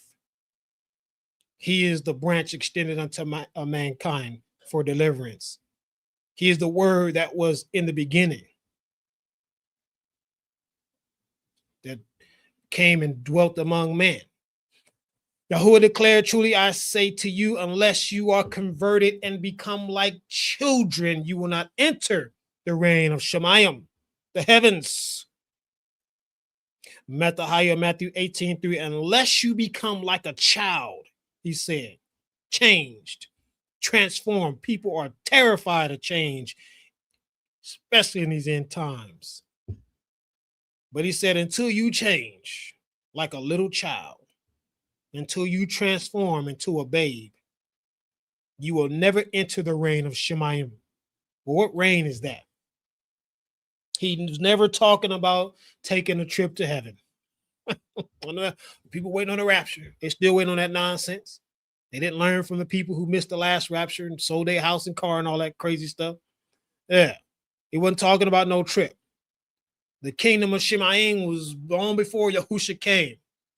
This is why Moshe said the word is very near you, in your mouth and in your heart, to do what? Think about it. Write a story about it. Argue over it. To do it. Deuteronomy 30:14.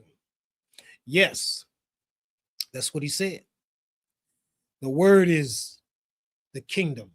The word is the dwelling of Shemayim. And he said, until you become like a little child, converted, transformed like a little child, he said, you cannot enter the word. And how does a child enter? Through the simplicity, the milk. They don't come in eating meat. In the context of this truth, they come in ready, willing, hungry, desperate for milk. You know exactly how that baby is when he popped out. If you have kids or you've seen them, they want that milk. They ain't reaching out for no chicken bone. Most people do not desire to be teachable babies, but unteachable adults that take off running with whatever made them feel good. I saw this clip the other day where this baby was looking at this parent eating, took that hand in there, snatched it so fast and took off. Gone. That's how a lot of adults are today. You grown, and as soon as you, boom, gone. Hold on, stay around and get the context. Hold on, wait, let's see if they're a false messenger or not. Let's see if they got a testimony. No, we out. Yep, this is Shabbat. It's not on that day. Yep, this is the truth. Oh, yep, there's two entities. There's Yahuwah, because the Greek said that simplicity requires you to be teachable. And without such, you can't expect to have encouragement. You can't, period. Encouragement don't come by deep revelation. It comes by the simplicity that you've applied through your life and held on to in the storm. It's easy to hold on to when everybody else doing it. The sun is shining, you at the beach. But can you hold on to the simplicity of the word in the midst of all hell, anarchy, chaos? He said, be like a little child. You know how little kids are. Again, I got a bunch of them. Watch them all grow. And they will do some of the most craziest stuff. Why? Because they ain't worried about getting hurt. They're not worried about falling. They're not worried about not eating. They're not worried about how if they're going to miss a meal. They ain't worried about paying their light bill. They ain't worried about, they wearing a diaper. They ain't worried about getting to the toilet on time. They ain't worried about none of that. Because mama, daddy there. That's how you need to be, like a child. Abba Yahuwah's there. So he going to take care. He going to make a way. He gonna do exactly what he said he gonna do. People want that deep, overwhelming, profound barakah. The simplest thing is he gave you the word. The simple thing is he woke you up to go read it. Yeah. The little child not concerned about what may or may not happen. They're not worried about that because they depend on their father. Just like you need to depend on Yahuwah. Real encouragement is never found in information, but understanding that is backed by the true context of the word and applied in your life. Again, we live in the age of information. So people are hungry for more information. Not truth, not necessarily facts, but they want information. They want to be informed. That's why people have 25 subscriptions on social media. That's why they go watch movies now. They have all these series and these sequels to these movies because it's a deeper. Now they're going to really tell us what their demonic plans are for the world in this movie. Right? They're looking for information, but not truth. They're not trying to seek the understanding thereof. So again, cannot be encouraged. You cannot hold on to encouragement until you understand what is plain and simple. Right? Wisdom is the principal thing. Therefore, get wisdom, and with all you're getting, get what? Tickets to the next sporting event? The next live broadcast here, next Shabbat on this platform? It said, get understanding. Only Yahuwah can give you understanding. It don't matter what I tell you. It don't matter how many times I say it. It don't matter how many times I write it. If he don't give you understanding, you just got information. Mishalayim, Proverbs 7:4. Remember, wisdom is gained when knowledge is rightly applied, when truly tested according to the word. You are not wise because you have information. That does not work like that. I know that's what they try to tell people. You sit up under these folks and you think you walk away wise. No. A basic analogy used often. Doctor who smokes cigarettes is not wise. They have the information. They know what cigarettes do to them, but they smoke it anyways. That's not wisdom. Wisdom is applying what you know. When it comes to the word, it's what you know being applied when you were being tested as the word tests you.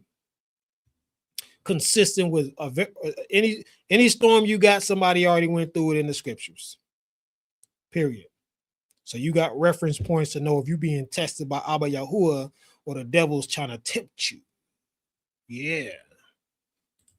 Learn the difference. King Shalum said, for wisdom is as a defense as money is a defense, but the excellence of knowledge is that wisdom gives life to those who have it. Kuala Halath, Ecclesiastes 7:12. Says the excellence of knowledge is that wisdom gives life to those who have it. When you have wisdom, you are alive. When you have wisdom, you should not be walking around discouraged. When you have wisdom, again, which comes by way of knowledge applied rightly when tested, then you should walk around and the enemy comes. It don't matter what happens to you. Yeah, if I smack the mess out of you right now, you're going to feel it. But how you respond to that is predicated upon whether or not you have wisdom. If I smack you, you go run up in a corner somewhere and stay there for the next 6 years, and guess what? You do not have wisdom. You get knocked down, you get back up according to the word. When the attacks come, you stand your ground according to the word. You cannot be in Abba Yahuwah and lack encouragement. Understand that. It does not exist in the scriptures. You don't find that no example anywhere. King David said, I sought him and he answered all my fears. So what that means? A man after Abba Yahuwah's heart had things he dreaded. But what did he do? Wisdom. He had been through some things before and understood with the knowledge that he had, and he applied it. He didn't, King Saul tried to destroy him, but he responded according to the knowledge he had in that test. And from that test, he gained wisdom. So when a dread or a fear came into his life, you know what he did? He sought Abba Yahuwah because he had did it before. And then what? Because he came to him in the righteousness of the word, obedient in the word, truly from the heart, he delivered him from all his fears. Powerful truth. Powerful truth. You need to stand on. Don't play with it. It's not here for that. This is why Shaul said, for everything that was written in the past was written to teach us, so that through the endurance taught in the scriptures and the encouragement they provide, we might have hope. Romans 15:5. Yes, you don't get no encouragement when you don't get that milk. Period. Don't give a baby some milk and see what they do to you. Don't give them some milk and see you talking about you ain't getting no sleep. Shoot. Don't give them that right. Don't give them that milk on time. I know me and my wife, when we were raising our little babies at the time when they was in milk status, we had to get on a schedule. We wanted them to get that milk before it was time to get that milk. Because once they didn't get that milk, man, it was like a fight. It was a war going on. Screaming and hollering, all kind of stuff. One of my sons used to scream like somebody was cutting on him. Boy, I said, if you don't stop. Yeah. But again, you need all that is written. You need to go back and read the word. Okay. I know some of you might be challenged like me. I graduated with a 0.36 GPA in high school, so I'm not all diverse in reading all these challenging words, especially now coming into these transliterated words and names. I get all kind of jabba up when I be reading, and that's okay. I take my time, read it. The things I don't pronounce, guess what? I'm gonna use this wicked, stupid system to say, pronounce this word for me. Okay, I'm gonna hear it a few more times. Boom, keep on reading, right? You may be more challenged than me. Guess what? They got audio books. You can read, listen to it being read to you. But don't make no excuses to not discipline yourself and coming into the knowledge of the milk of the word, the simplicity of the word. Because if you ain't got the simplicity, the meat that's sweet and salty gonna come, you out, you gone, all down a whole nother path somewhere, thinking you doing something. Oh, I've been informed. I know what time it is. And oh, the SHABBAT and all. I see it all the time. Somebody came out not too long ago, said, I gotta repent because I don't believe Yahuwah is one anymore. And all people comment down the line was like, oh, I'm so glad you came to Revelation. I was waiting on you to say something. Blah, blah, blah, blah. I was like, well, how come you didn't say nothing? They just affirming that they're gonna continue behind that driver, no matter how far down the ditch he's going. They're gonna continue. Don't be like them people. Test what you hear. Honor Abba Yahuwah's word. Test what you hear. Honor him. Test what you hear. Petition. Palau. You want encouragement? Go get the simplicity of the word. That's the most encouraging thing. So many so-called revelations today. Oh, deep, powerful things. All while people missing. The coming of the lawless one is the working of Hashatan with all power, signs, and lying wonders. That's why so many people got revelations today. They are preparing the way for Hashatan. So how do you expect to be encouraged when everybody and their mama got a revelation and you don't even have the milk of the word? He did not wake you up so that you can start off chewing on chicken. He wanted you to be reborn at the simplicity. That's why he said, ask for the ancient past. The ancient past were established before there were all these prophets in the scripture, these malaks or malakim. The simplicity was way back when. Listen, do this and you will live. Do this, not get deep revelation, not find the right so-called teacher, but do this and you will live by this. That's what he's been telling his people for the longest time. But nevertheless, here we are in the 7th week. Many apostates have fallen away. They've become apostate because they have departed the milk. And now they're off eating the meat, pork of the pagans on another table, telling you they woke up. I guess they was kind of staggering awake the first time. Now they like, oh, I've been really awake now. Yeah, show me that in the word. Show me when he woke somebody up, but they had staggered around, half sleep, until something really woke them up. Their coffee wasn't strong enough. Beloved, we are mandated, if we want to see the promises of Abba Yahuwah, to travel the narrow path. It is a path that does not fit the multitudes. It is a path that does not come by way of information.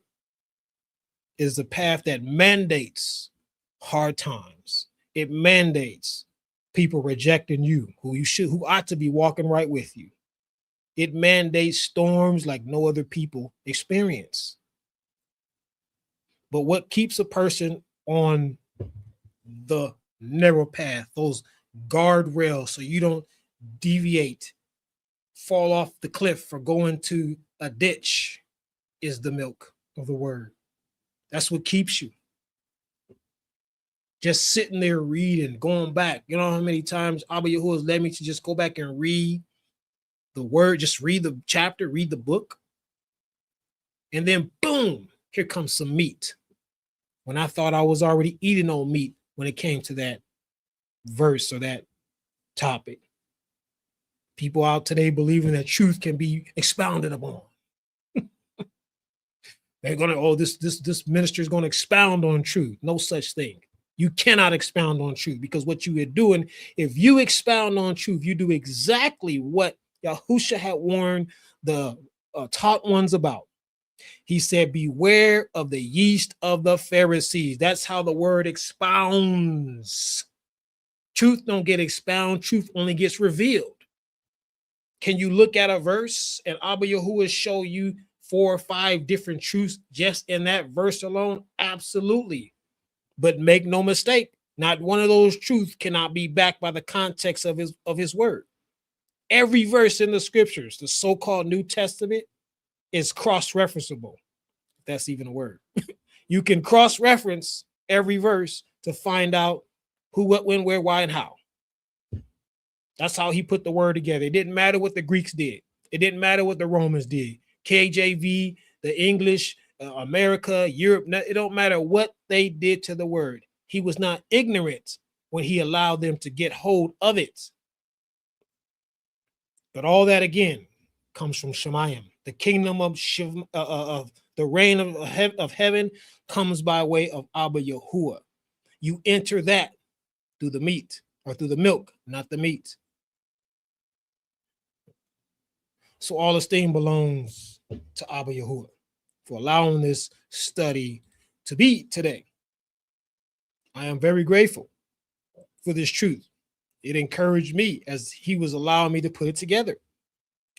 I didn't know it was yesterday. I didn't know what I was going to speak on. And I simply said, Abba Yahuwah, what will you have me say? Usually I get it earlier in the week. And I said, what will you have me to say to the people? Send your Ruach HaKodesh and speak through me. And as I was driving, it said, speak a word of encouragement. I was like, okay, that's easy. But all esteem belongs to him. I still didn't know what I was going to say. But as I sat down, I said, Abba Yahuwah, what do you have me to say? I had to get up a couple of times. Abba Yahuwah, what do you have me to say? Had to take a moment, step away. Sometimes you got to do that. Don't start thinking like, oh, I'm going to conjure some stuff up in my head. I don't want to do that. I don't want to answer for trying to make people feel good. Trying to make people, ooh, that was a good word, brother. Nah, you need conviction in this hour. You need confirmation of the conviction that aligns with the word in context. So you don't get on no boat, no bus, no train, no plane, and you like, oh, we going to the promised land. And next thing you know, you crashing. And then you're looking back in retrospect saying, man, I knew I was supposed to get off at that stop. I knew I was supposed to get off on that stop. I knew I was supposed to get off on that stop. I knew I wasn't supposed to get on that doggone ride. Something was telling me. You know how they used to say that in church? Something was telling me.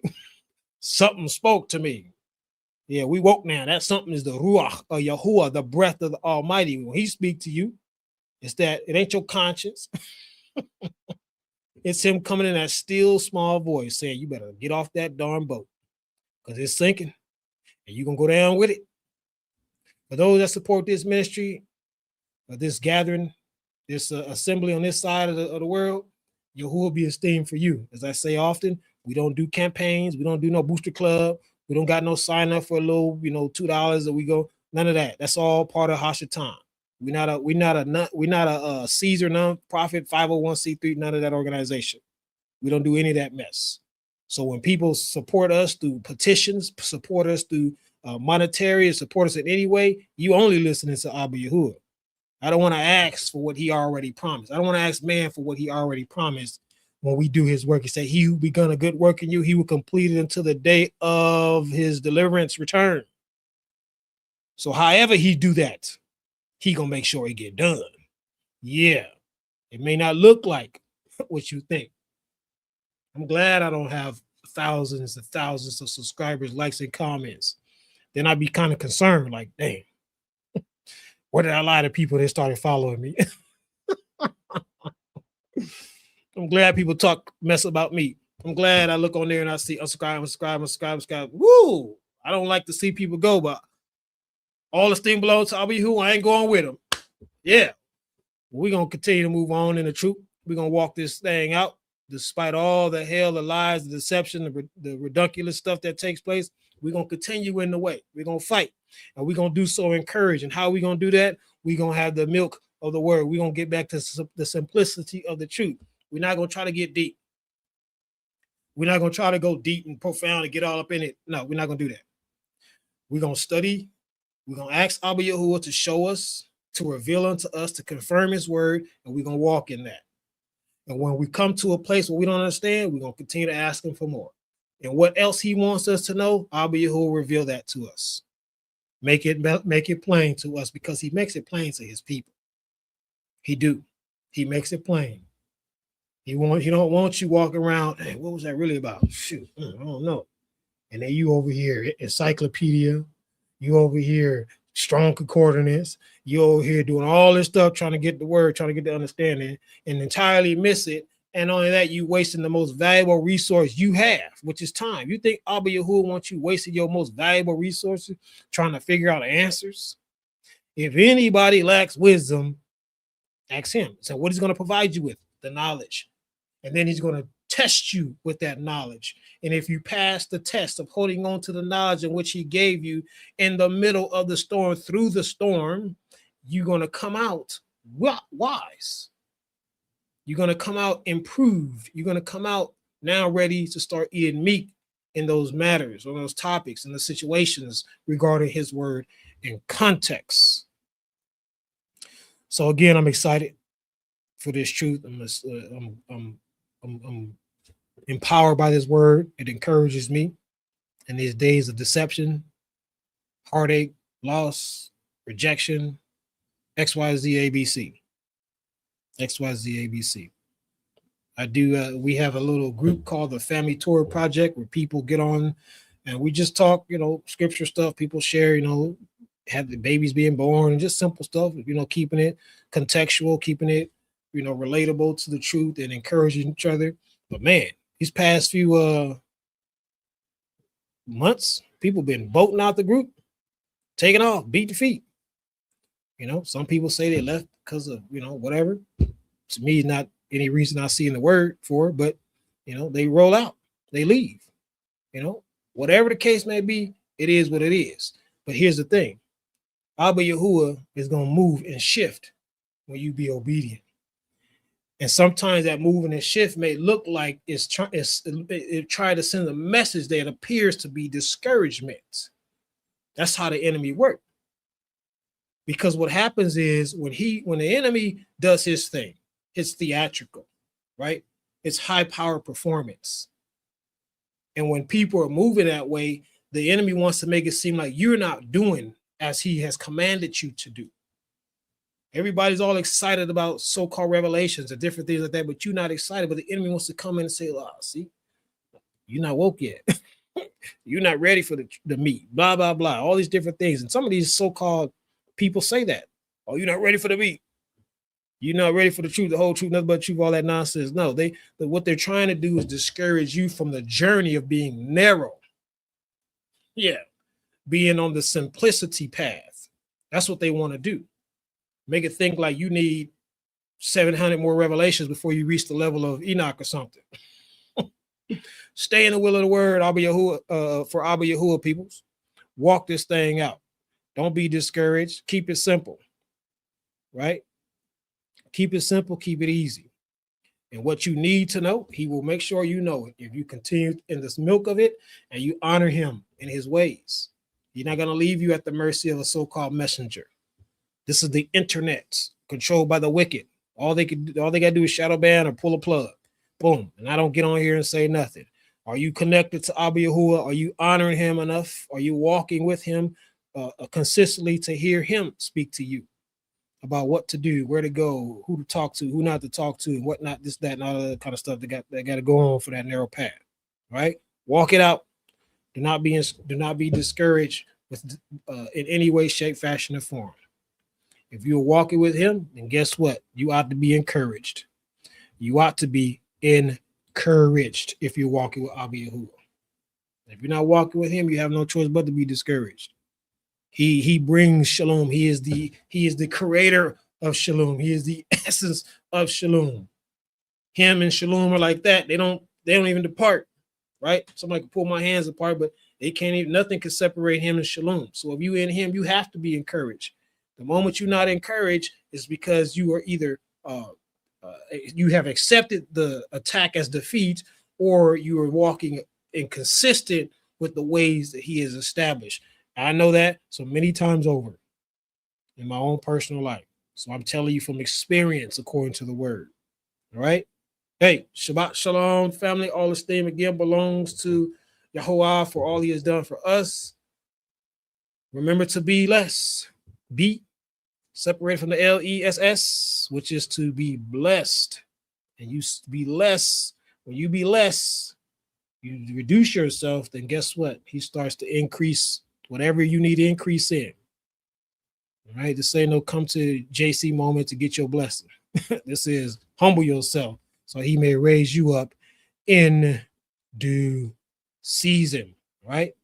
Shabbat Shalom, family. Rest up. Let's get back in the fight.